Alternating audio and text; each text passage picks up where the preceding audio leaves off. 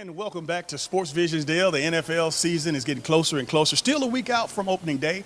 I know we just had the last preseason game. The Falcons entertained Jacksonville. But one thing that I can remember about this time of year, the pink slips were coming, man. The Turk was in the building. Again, you'd have to get down to 73 or 75. And then, of course, on Tuesday, they have to get down to a 53-man roster. But this time of year is the toughest part of the football business for administrators and coaches because they have to decide on talent. And sometimes, unexpectedly, you got guys that came in and outperformed some of the guys you were counting on. That's really, DJ. This is where the cream rises to the top. The top. You got all these guys that have been drafted. Then you got the free agent that came on that surprised everybody. You got one kid that can play three positions, and you want to put him on special team, but you got a receiver. It's a lot of decisions being made, DJ. But at the same time, if you don't make the team, the practice squad has become very, very strategic. And that's the one thing that they've been trying to do right now is build up their practice squad, development of some players, younger players, but at the same time, man, they're trying to get their best 53 in the house. On everything you're saying, we got one guy that you all can relate to from former Central Red Devil and Arkansas State player. We're talking J.D. McKissick. We were up in camp a couple of weeks ago. We had an opportunity to see J.D. have an exciting practice, and we saw the follow-up game where he ran back a kickoff in the second half. And, again, we've seen several great catches, and he has proven to the staff that he deserves a place in the NFL. Now, whether that's on the practice roster for them to hide, because if they release J.D. McKissick, he's going to get a phone call immediately. Immediately. I don't think they're going to try to – if the worst thing can happen to him, they're going to hide him on the practice list. Yeah. And, at the same time, he's been a great return person for him. He's able to get kickoffs. He's been able to do punt returns on special team. And really, DJ, he's a better receiver than I even anticipated. He is, again. But you know what? He flew under the radar. He didn't go to one of the big primetime schools that we all know and love, Arkansas State. He rewrote some records up there. And, again, he's, of course, he's a legend in that conference. That's right. And he also has been the talk of the Falcons camp. He's been really the hit of the whole camp, DJ, has been him. I mean, as far as that is concerned, I know the Weems piece has been good. Weems has been with the Falcons for a long time, been their return specialist, behind the Devin Hesters. But this guy brings some spark to the game, player. No doubt, no doubt. But, again, the Falcon mainstays, of course, we all know and expect Julio and Matt Ryan and, of course, all the running backs to do a great job. We expect it. We got to find out if this defense can hold some people, if we could get to the quarterback, because that's really what the Falcons needed to shore up. They got to do that, DJ, as far as their defense is concerned, their pass rush is concerned. But I really think Dan Quinn is going to do this, DJ. I think he's going to revert back to his Seattle days, and he's going to be a blitz-happy guy. He's going to move his guys around. And really, I still think they're undersized, but at the same time, they're nasty defensive guys. I've really been impressed with their defensive line for the last 2 years. Brian Cox does a very good job with them. So their defensive line is going to be pretty good, I think, for the secondary. Really, the best pass rush is if you crush in that pocket with a defensive line and blitzing off the corner. Beasley got to show up, DJ. And if Weatherspoon makes the team, DJ, he's going to help come in on dime packages and pass situations. Before we go to the break, we got to talk about the hottest player, not only in the – and welcome back to Sports Visions. It's now time for our Atlanta Falcons report, our first Atlanta Falcons report of the, of course, regular season. Falcons will be opening up against Tampa Bay, Jameis Winston and the gang. And I know that we have a new, or we hope to have a new and improved Atlanta Falcons football team. I hope we do, DJ. A more efficient offense would be good.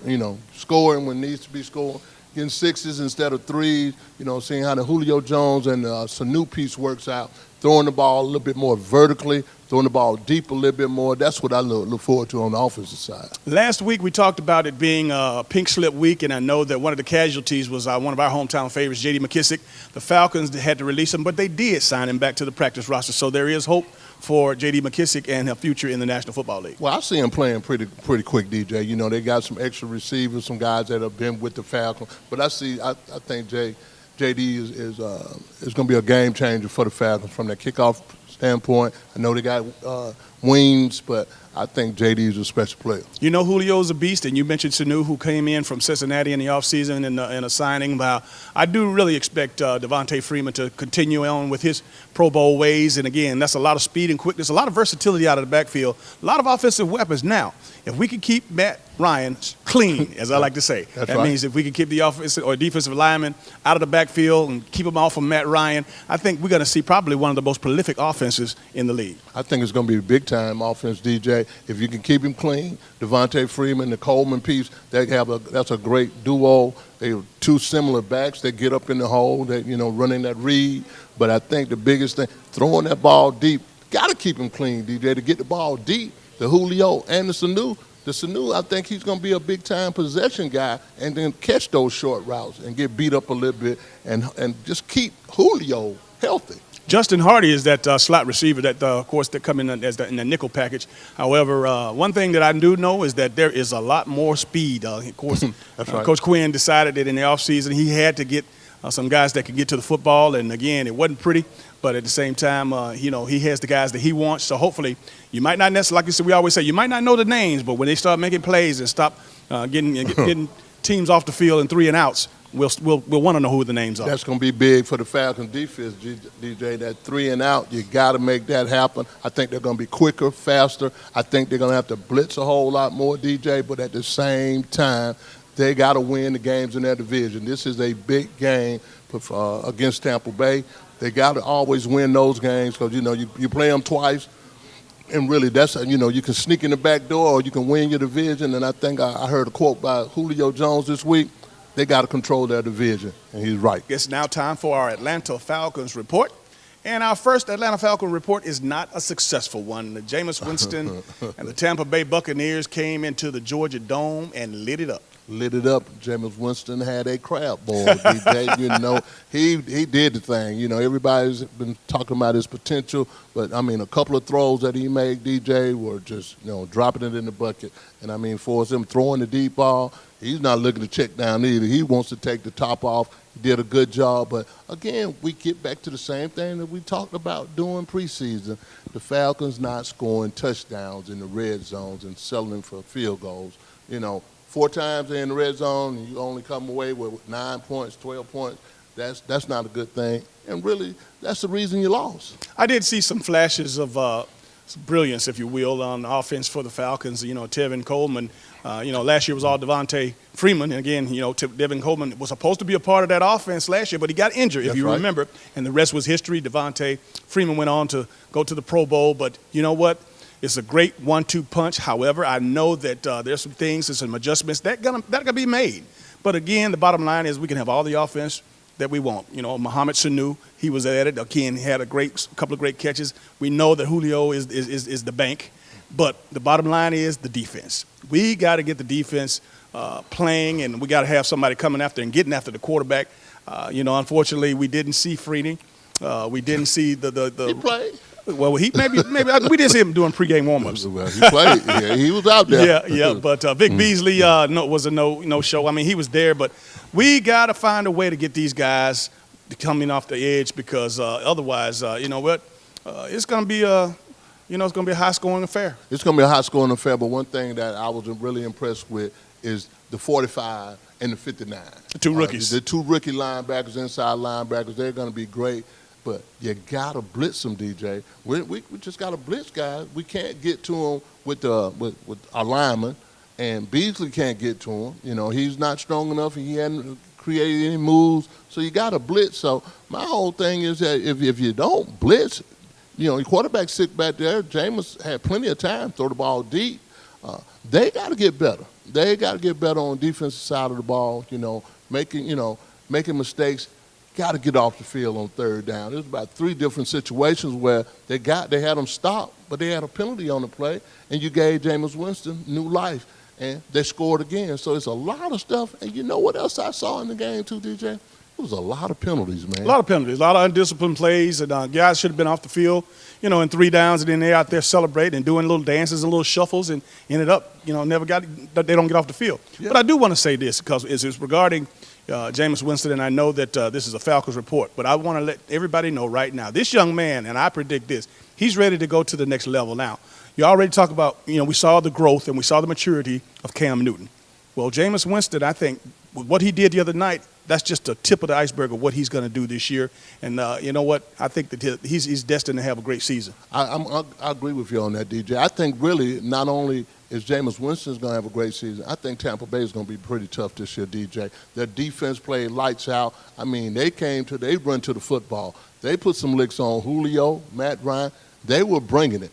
And at the same time, Tampa Bay is known for having a good defense. The Derek McCoy, that piece, the Ayers guy that played at Tennessee, 91, he played out of his mind. So they really got after Matt Ryan. But, DJ, from an offensive coordinator standpoint, they got to open up the Falcons' offense, and we still don't have a vertical game. Nobody, I can't.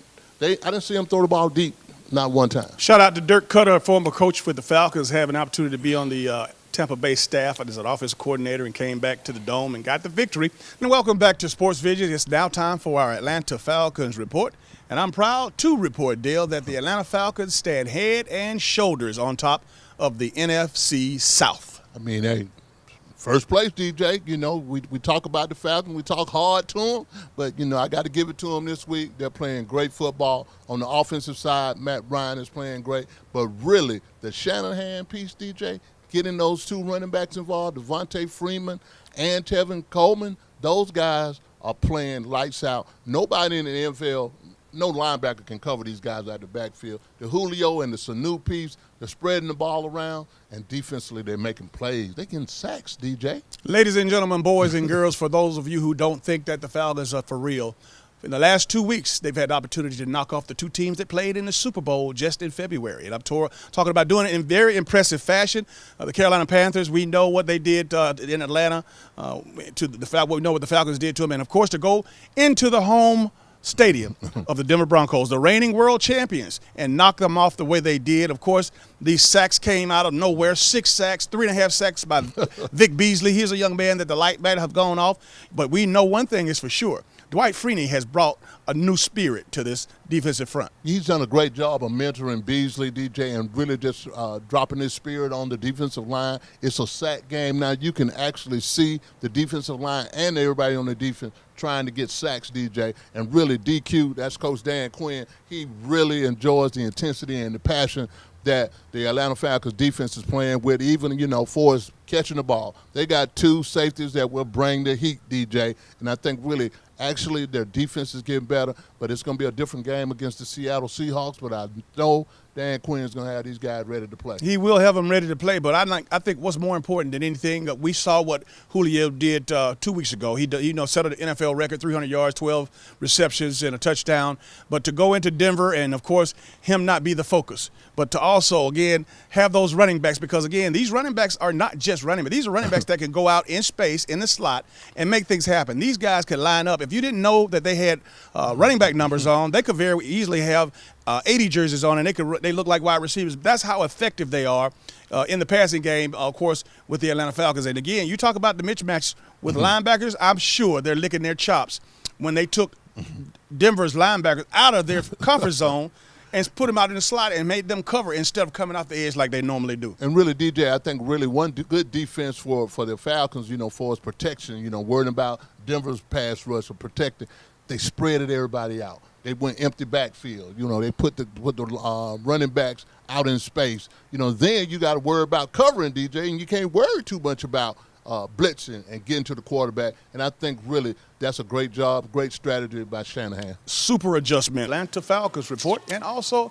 our midterm grade of the season so far. We're at the halfway point. The Falcons are off this week, and I know that they started out like gangbusters, but for the last couple of weeks, the Falcons have been in decline on offense. Well, you know, that's putting it mildly, DJ. You know, they have not played very consistent offense. You know, they started off good. Yeah, they're 6-3, but they've lost three out of the last 4 games. And really, you know, Matt Ryan is still throwing the ball over 30 times, DJ, 30 times, getting a lot of yardage, but they're not scoring a lot of points. You know, last week game, 30 for 45, 400 and some yards, and you only score 16 points?